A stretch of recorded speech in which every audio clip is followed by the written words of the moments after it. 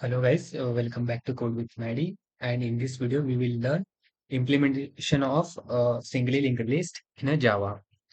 Let's start to code, and we will perform actions like insertion at beginning, insertion at last, and we will also perform insertion at a given position. And likewise, we will create methods for the deletion also. And let's start to create a class. I'll create one class called I'll give the name as SS and singly linked list SLM.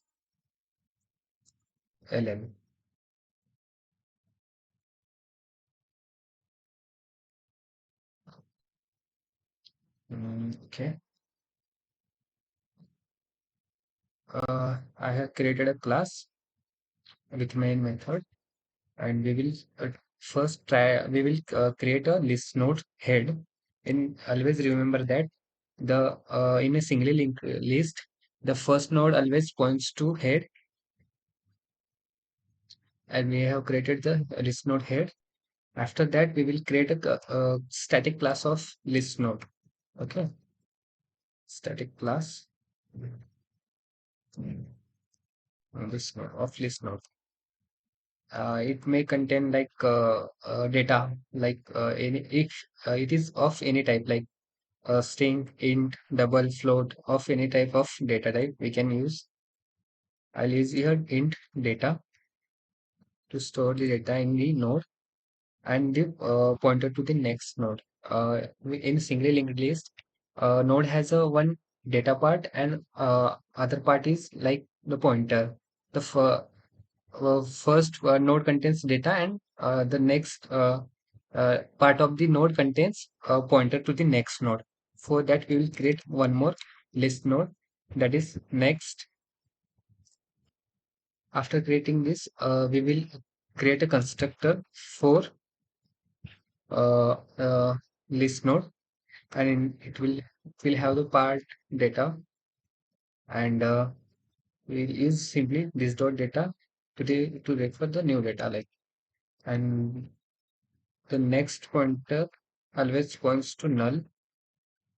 Okay, this is we have created the list node, and after that we will simply create a first method to perform a insertion operation. Okay, okay, I'll create one void method for the insertion at insertion at beginning.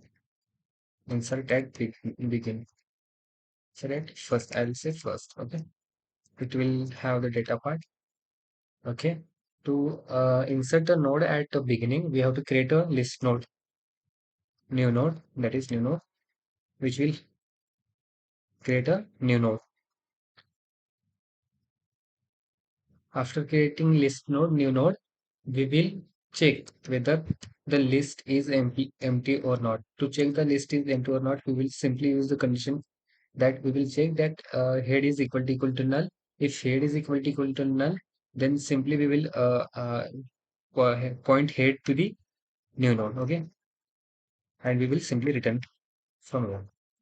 If list node is not empty, if it is not null, we will just create the connection between new node to head.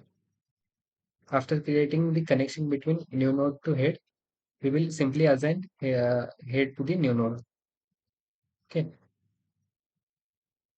After assigning head, we will create one more method to display the list nodes.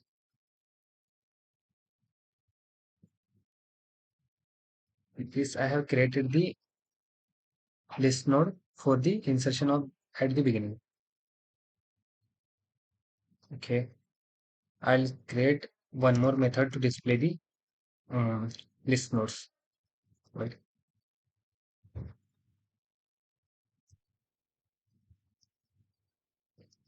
To display the list node, we have to traverse from the beginning till the end of the list node. For that, we'll check whether we will use while loop to iterate from the list node and to print the data. For that, we'll create the temporary list node and we'll point to the head. After creating temp node, we will use while loop.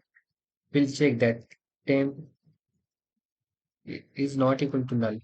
We have to run till temp not equal to null. If temp comes to the null, it the loop should comes out to be false.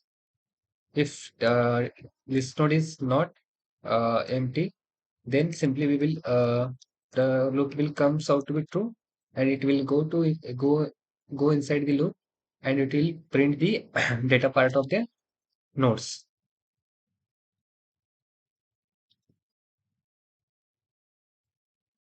and we will simply shift temp to the next node. Okay, continue.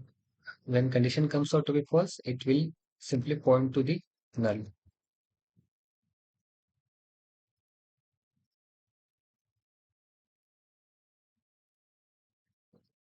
Then for the void method to display the list nodes. Now we will create the object of a class that is SSL. I'll just call it as a I'll create object of a new using name of SSL. We have created the object of a class. After creating object of class, we will simply call the methods which we have created for the insertion at the beginning. Okay, I'll pass the data as a 10 and I'll call the display to get the output. Okay, to get the output on this console.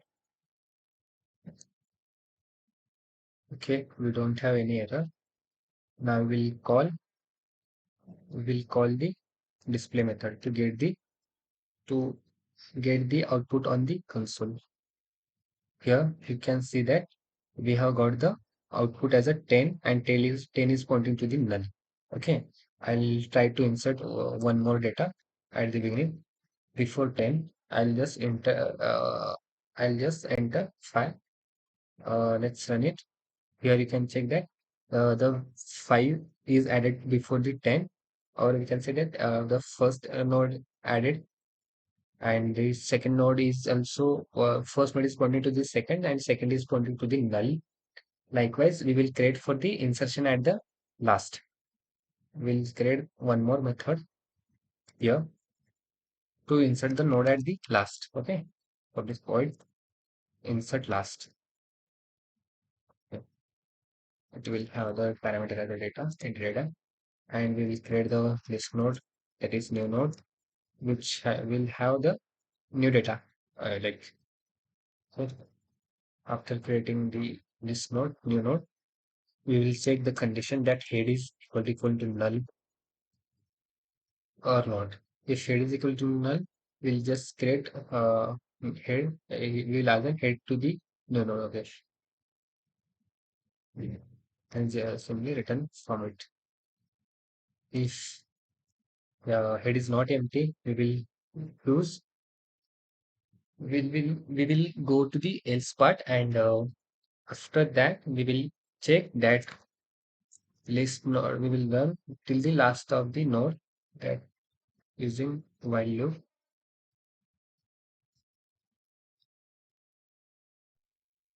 Mhm. Okay, I will check that if temp.next is not equal to null. We have to check that temps.next is not equal to null. If it is null, then we have to come out of the loop. Okay. Otherwise, we have to just simply travel um, forward the temp to the next node. Okay. When it condition comes out to be false, when we have to just point the temps next to the new node. Okay. Then with this part, we'll call the insert last method. and we'll pass the 30 as a for the last one. Here you can check that we have created the method for the insert at last. We will insert one more data at the last. I'll insert 50 and run.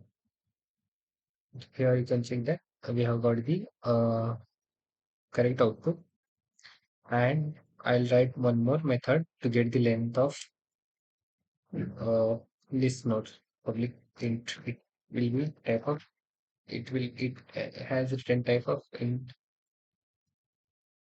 Right. Okay, we will just create simple list node that is 10, and that will be probably to the head. So whatever we write code for the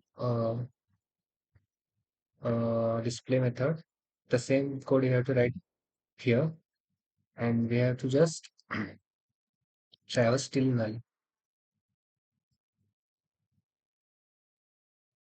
Okay, we have to check that condition. If the head is equal to null, if it is equal to null, just simply return 0. Okay. Otherwise, we have to check go for the else condition.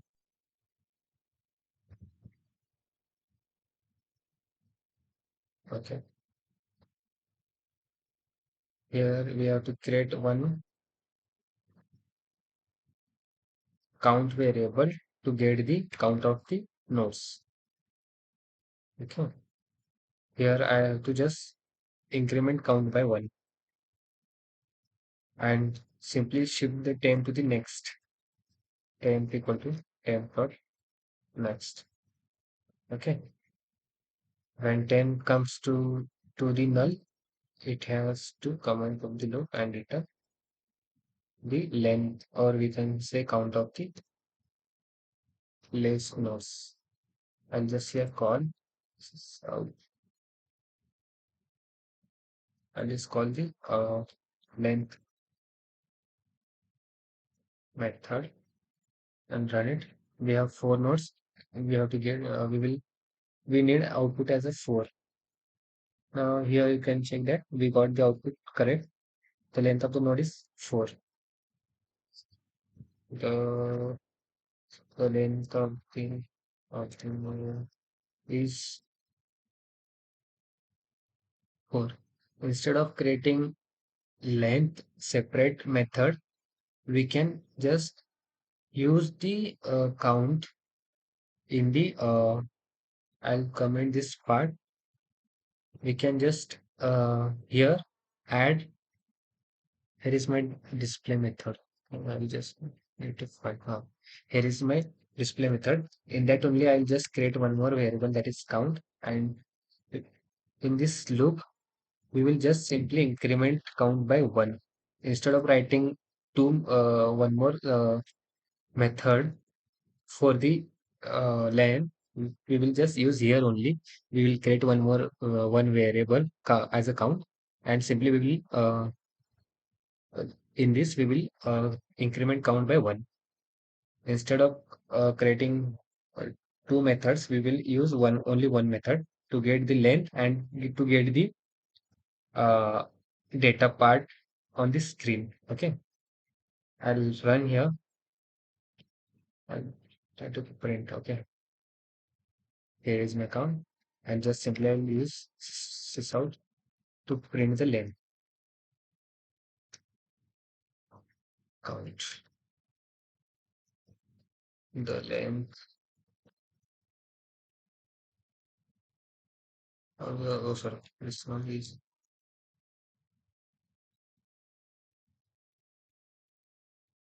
oh,